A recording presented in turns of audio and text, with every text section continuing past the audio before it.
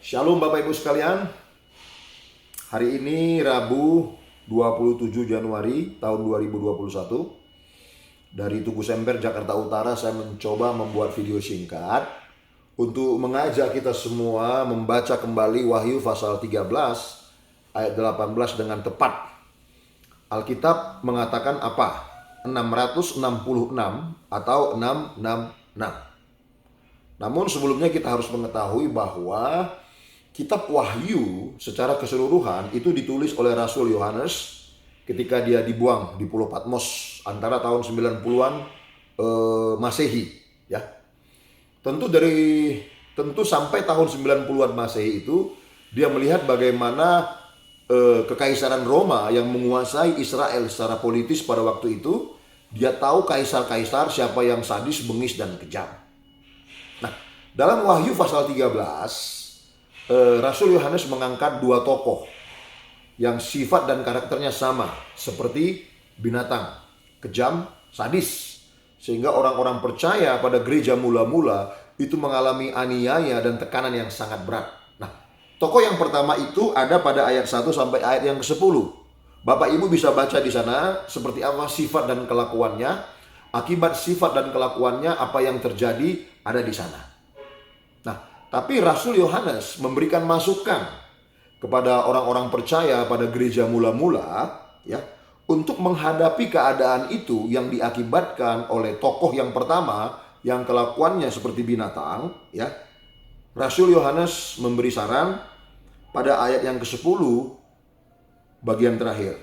Yang penting di sini ialah ketabahan dan iman orang-orang kudus. Jadi dibutuhkan ketabahan dan iman orang-orang kudus bertahan menghadapi kesadisan dan kekejaman tokoh yang pertama yang membuat hidup orang-orang Kristen pada gereja mula-mula itu sangat menderita. Lalu ada tokoh yang kedua yang sama kelakuannya seperti binatang, kejam dan sadis, bahkan lebih sadis. Itu ditulis pada ayat 11 sampai ayat yang ke-18. Bapak Ibu bisa baca di sana seperti apa kejamnya, sadisnya, akibat dari semua perbuatan dia seperti apa ada di situ. Nah, Rasul Yohanes memberikan sebuah pengertian lewat abjad dari nama tokoh yang kedua ini. Di dalam abjad Ibrani, setiap abjad Ibrani itu memiliki angka. Misalkan saya Hasiholan, H itu berapa, A itu berapa, S itu berapa, I itu berapa, L itu berapa, A itu berapa, N itu berapa. Nah, kalau di jumlah, ada sebuah jumlah dari nama Hasiholan. Jika abjad H memiliki angka, ya, begitu ya. Atau secara sederhana saja, H itu dalam abjad Latin angka keberapa? 8 misalkan, ya.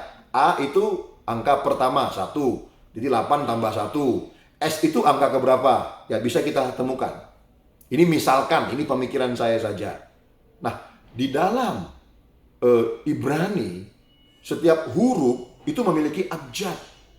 Jadi sebetulnya Rasul Yohanes memberitahu kekejaman tokoh atau kaisar yang memerintah ini. Jadi dari namanya itu ya berapa huruf, ya. Menurut orang Ibrani, masing-masing huruf itu punya angka. Ketika dijumlahkan, jumlahnya itu 666. Jadi Rasul Yohanes tidak mengatakan 666. Rasul Yohanes mengatakan 666. Dari mana 666 itu? Itu sebuah hasil dari penjumlahan angka-angka yang kecil di bawah 666, di mana angka-angka itu sesuai dengan abjad nama dari kaisar yang kejam, yang kelakuannya seperti binatang. Ketika dijumlahkan, jumlahnya 666. Dan itu hanya orang Yahudi yang tahu. Itulah sebabnya sangat salah kalau kita mengatakan 666. Itu ngawur tok isine, ngawur pul itu. Jangan lagi mulai sekarang sebut 666. Kalau kita menyebut 666 dengan 666 itu berbeda. Oke, kalau kita menulis 666 silakan, tapi bacalah 666. Jangan bilang 666. Ini akan memberikan pengertian yang berbeda. Nah, selama ini Wahyu pasal 13 ayat 18 terlalu sering disebut 666. Seperti kode yang hendak dipecahkan oleh orang-orang pada zaman sekarang menggunakan perspektifnya sendiri. Dia suku apa, dari bangsa apa, menafsirkan Wahyu pasal 13 yang memang ditulis berdasarkan abjad Ibrani yang memiliki angka masing-masing abjad, diartikan berdasarkan maunya sendiri. Karepe dhewe ngono lho. Ngawur, iku ngawur isine. Ngawur tok isine. Aja ngono. Gak isa. Dang boy iso ngene. Jadi apalagi dikait-kaitkan dengan vaksin virus corona, antikris. Waduh, itu tambah jahat itu. Sekarang dunia mengalami pandemi.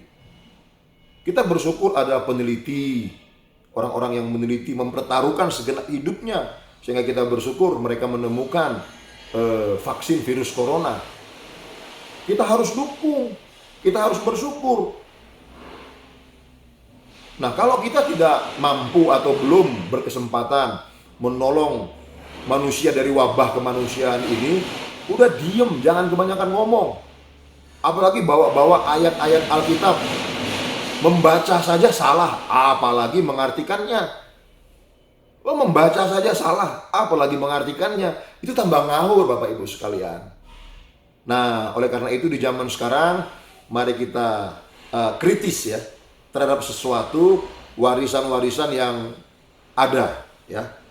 Supaya kita tidak semakin meleset dalam mengikut Tuhan Yesus Kristus. Ya. Lagi sekali, Wahyu pasal 13 ayat 18 mengatakan 666. Ini sebuah bilangan. Bilangan dari mana? Hasil penjumlahan dari bilangan-bilangan di bawah 666. Dari mana bilangan-bilangan kecil ini? Sesuai dengan abjad yang dipahami oleh orang Ibrani.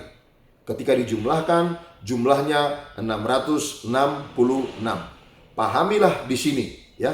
Makanya dikatakan yang penting di sini ialah hikmat. Barang siapa yang bijaksana, baiklah ia menghitung bilangan binatang itu. Menghitung ya. Jadi bukan 666, menghitung, dihitung. Karena bilangan itu adalah bilangan seorang manusia. Bilangan seorang manusia.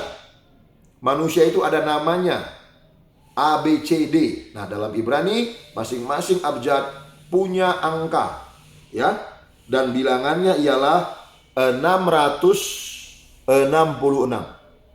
Jadi mulai hari ini Bapak Ibu sekalian berhenti mengatakan 666.